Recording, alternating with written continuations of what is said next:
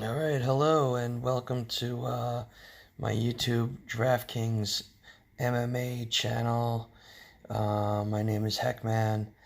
I play DraftKings, basically UFC cards and NBA.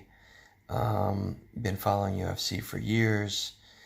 Um, Play mostly GPPs. I do not play cash games. I'm chasing the big money. This is a hobby for me. I am not a professional daily fantasy player. I don't enter 100, 150 lineups. I usually play between 50 and 60 bucks a card with multiple lineups. So I play 3 entry max $3 tournaments. I'll play $4 20 entry max tournaments. I'll play $5 single entry tournaments, and of course I'll enter the $15 tournaments to try to win the big money. Those are the ones with 150 max teams. So with the cash games, I can respect the cash games. I'm not really looking to make $3 or $5 or $4. Those guys that play the big tournaments, they also enter cash. The big max entries, GPPs. They're also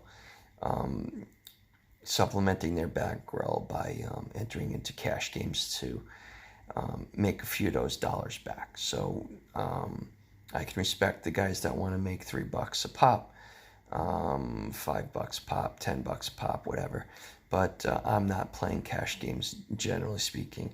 The $50 and $60 that I gamble is for entertainment purposes only, and I'm okay with losing a few dollars. Usually I break even.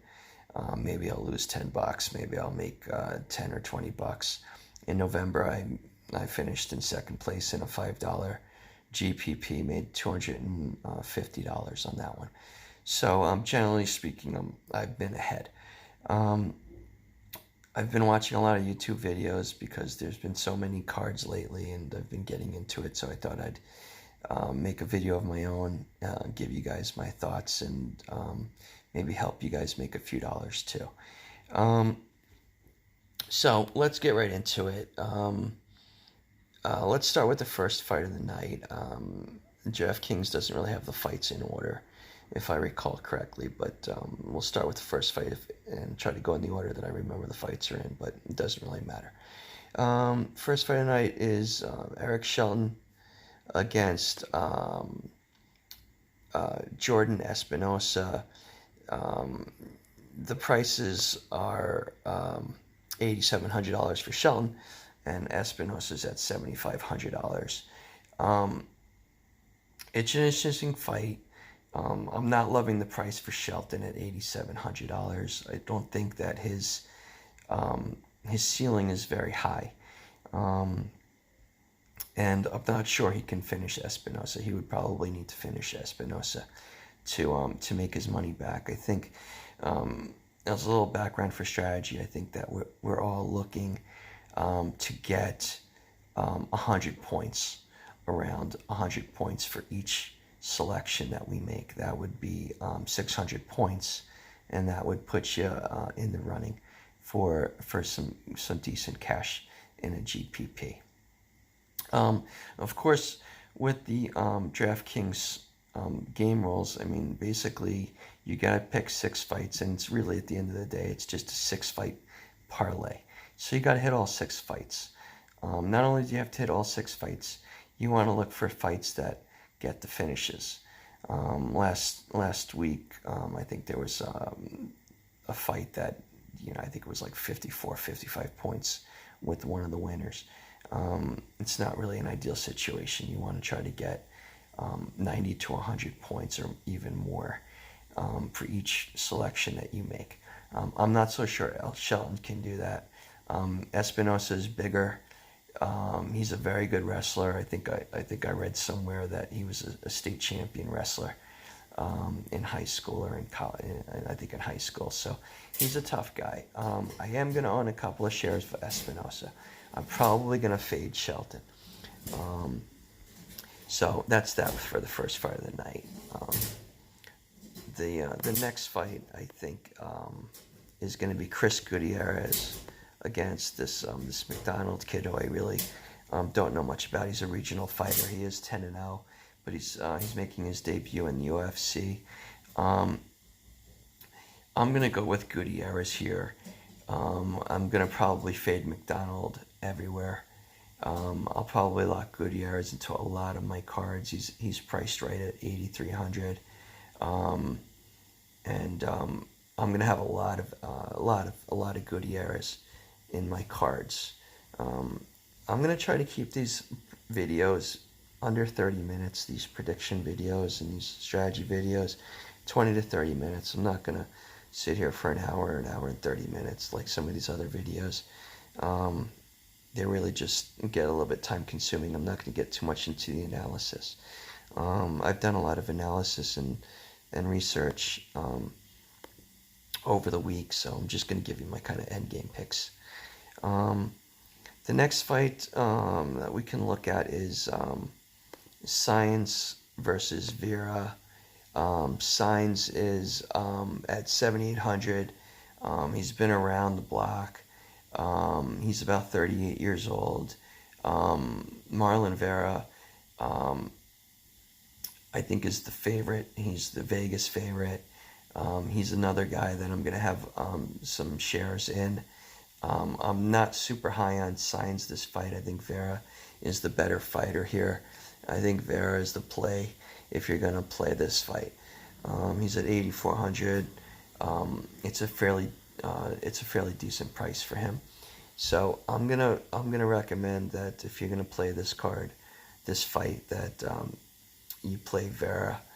I probably won't own Signs anywhere, to tell you the truth. But if you wanted to play him as a dog, I wouldn't yell at you. The next fight that we're gonna look at is Luis Pena against Peterson. Peterson, I think, is a live dog. Pena's a big favorite. He's $9,200. I watched the weigh-ins today. Pena did make weight. That was one of my concerns, and I think that's one of the reasons why a lot of people might be on Peterson. I think they're coming off the TJ Dillashaw shock of the weight loss and the quick Cejudo knockout. A lot of people were blaming the Dillashaw weight cut on that. Definitely had something to do with it. Pena looked pretty good at weigh-ins. I was watching him closely. I was thinking about playing Peterson on several of my cards as a dog. I am still going to play Peterson in a couple of my teams as a live dog, but I'm not as confident as I after I saw the weigh-ins. I thought Pena looked pretty good. He'll have a good 24 hours to get rehydrated, get his weight back up. He's fighting out of 8K. We know what he did on The Ultimate Fighter. He was pretty good until he got hurt. I think he's probably going to win the fight. I will probably have Pena in a couple of shares of Pena, not a lot, and I'll probably have a couple of shares of Peterson.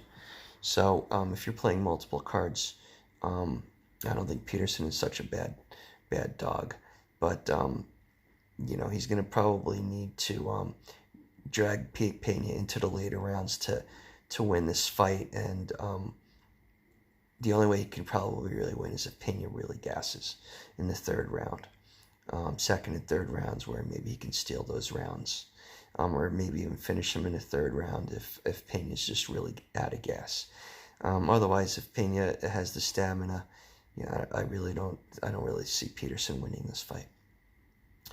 But I'll probably have a couple of shares of each of these guys on cards. The next fight that we'll take a look at is Mitchell and Moffitt, Bryce, Ultimate Fighter alumni. He's at 7,400. He's definitely a live dog. I'll probably have 1 or 2 shares of him. I'm not going to go too crazy on Bryce. I do predict that Moffitt will win the fight. Maybe even by a submission, so I will definitely have Moffitt as well on a couple of my teams. Yeah, so I'm kind of digging Moffitt here, but I'll have Mitchell on one or two teams, just in case. But I'm not going very confident in Mitchell at all. But it's fight, so anything can happen. So yeah, so Moffitt here. I'll have him on a couple of teams. The next fight we'll look at is Makdessi and Pinedo. Makdessi is pretty expensive. He's a favorite. I'm not really liking that price. He's smaller than Pinedo. He's kind of, fighting at 145 and 155. I think I read somewhere that, he thinks himself as a tweener. He's not necessarily a 145er. And he's not really big enough at 155. So that concerns me because, he's going to just be fighting a bigger guy tomorrow night. But Pinedo, I probably won't own too much of. I don't necessarily think it's a dog or pass situation. I mean, I'll probably have some shares of Makdessi too. But I'm probably not going to really be too into Pinedo as a dog. I might own him in one team, but he's not really somebody I think I'd have too much confidence as a dog there. But yeah, he is bigger, so you never know. He might surprise. But Makdessi should win that fight. All right, let's take a look at the next fights here. Figueiredo and Formiga. This is going to be a hell of a fight. Figueiredo is really up and coming. They're talking about maybe getting a chance of getting a shot at the title if he wins this fight. He's 15-0. He's the favorite here. He's at 8,500. Formiga, which if you guys don't know, it means ant in Portuguese. My wife is Brazilian, so my Portuguese is fairly conversant, although it still sucks. It sucks really bad, actually. But I do know Formiga means ant in Portuguese. I think I'm going to have a piece of both of these fighters tomorrow night. I'm going to have more Figueiredo, though. I think Figueiredo is just really going to, he's just on the rise. And he could actually knock out Formiga, so I like his upside. I think he's got a chance to score 100 points, more than Formiga does. I think Formiga's needs to get it to the ground, needs to wrestle Figueiredo, and contain Figueiredo's aggression. I'm not sure he can do that, but I'll have Formiga on 1 or 2 teams, but I'm gonna have a lot of Figueiredo tomorrow night. So. Yeah, so Figueiredo is my prediction to win that, maybe by a finish. Next fight is Alexa Davis against Maya.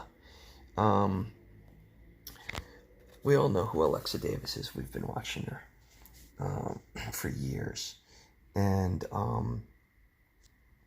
this is a fight that probably I'll have 1 or 2 shares of Davis. I probably will not own Maya at all. I really don't know too much about Maya. I know that Davis, she fought at 135. She fought some of the best girls. She fought the best girls, actually. And now she's coming down to 125, which is probably a better class for her. And, when you come from 135 and you're fighting the best girls in the division, I think she actually even beat Nunez years ago. So she's tough. I'm not going to bet against Alexis Davis here. Whether or not I have her on teams is a different issue, but I will own some of Davis. I'm gonna probably pass on fade Maya for DraftKings purposes. So yeah, Alexis Davis in that fight, probably by decision. The next fight is JJ Aldrich against Macy Barber. Obviously, everyone's on the Barber hype train. I'm on the train too. She's at 8,900. Aldridge is at 7,300. She's definitely a live dog. She fights in a good camp out in Colorado. But, you know, I think the problem with Aldridge is that she's a little bit small for 125. She's probably more of a 115er. I think this is probably a setup fight for Barber. It's a showcase fight. They're giving her a name. Aldrich was on the Ultimate Fighter, so people do know her name. I think they want to get her a win against a name. Aldrich does have a path to victory with the striking. I just don't think that she's gonna be able to keep Barber off her. So my prediction on this one is Barber, maybe even by a ground and pound victory. I'm gonna definitely own some Barber, and I may own Aldrich in one or two teams, maybe one team, or I may fade her altogether. I'm not really sure, but I'll have Barber in there. So Barber, if you're gonna make a play on this one. The next fight is two female veterans, Angela Hill and Randa Marcos. Yeah, I mean, these two girls, they're never going to be UFC champions. I think that's clear. I think Marcos on her best day probably beats Hill on her best day, but Marcos has been really underachieving since the Ultimate Fighter. She's been kind of a disappointment. She's stagnated and maybe even regressed. Whereas I think Hill has sort of been on a somewhat of an upward trend of improvement to the point where she may actually be better than Marcos, although we'll find out very soon. For DraftKings purposes, I think Hill is probably your play. She's the striker. She has a higher floor. Even if she loses, she's capable of maybe getting 50 or 60 points based just on pure striking. Marcos is going to need to get this to the ground. And, I don't see either of these girls finishing the fight. So this is probably going to go to decision. And if Marcos doesn't win the decision, she's not going to score well at all. Whereas, Hill, I think she has the upside for a decision, maybe a split decision, and she has the striking capability to score points. So I'm probably going to fade this fight altogether. But if I were to play it, I would probably play Hill on a couple of teams. If you're really in a bind and you can't fit Hill on your team by a couple $100 and you needed to play Marcos, I wouldn't be mad at you. All right, next fight. Curtis Blades against Pretty Boy Willis. Blades is a pretty big favorite here at 9,000. Willis is certainly a live dog at 7,200. Yeah, I think Blades wins this fight. I'm going to safely assume, I'm going to make a reasonable assumption that he'll be able to take Willis down. He's basically taken everyone down that he's fought. He's fought some of the best heavyweights, and he's got an incredible takedown rate. I think he's around 6 takedowns per fight or something like that. He's just a monster on the wrestling. He's a great grappler. Willis, he needs to strike, and he needs to keep Blades off him. The problem with Willis is that I'm not sure he has the knockout power, and I know it's heavyweight, So anybody can knock out anybody. But Blades has been in there with some of the best guys, and he's taken shots. So I'm not sure Willis's best shot can knock out Blades. I'll have Blades on some teams. I will have Willis randomly in there as a dog. I do think he's a live dog, but I'm feeling Blades here. So I'm going to predict that Blades wins this fight by decision. And if Willis wins, I don't think he's gonna finish Blades. He'll probably win on decision as well. So yeah, so probably Blades to win. And Willis, if you want to play some live, I'll play a live dog. It's not the end of the world. All right, let's talk about the main event. Thompson and Pettis. Obviously, Stephen Thompson is a huge favorite. He's at 9,300 on DraftKings. Anthony Pettis is at 6,900. I was actually shocked when they made this match. Pettis, I love Pettis. Everyone loves Pettis. There's nothing to not like about Pettis. He's a gamer. But, look, he struggled to fight, a guy like Eddie Alvarez, who I consider a ham and egger. I know he was UFC champ, but, I'm not really sure how that happened. But anyway, Thompson has been in there with the best of the best at welterweight. Woodley, he beat Whitaker, Woodley twice. Thompson should win this fight. I mean, it's really, not such a difficult prediction. But the question is, how many points is Thompson going to get? I mean, he fought a 3-round fight against Masvidal and scored 75 points. The only saving grace here for Thompson is that he has 5 rounds. And Pettis is a brawler. He's going to engage. So, there should be plenty of striking opportunities for Thompson to score points. And so if the fight goes 5 rounds, he should get 100 points if he wins the decision. Now, on the other hand, with Pettis, with GPP, I think you got to throw Pettis on 1 or 2 cards. Because if he does shock the world, if he does have a flash KO of Thompson, you can guarantee he's going to be on the winning card for GPP.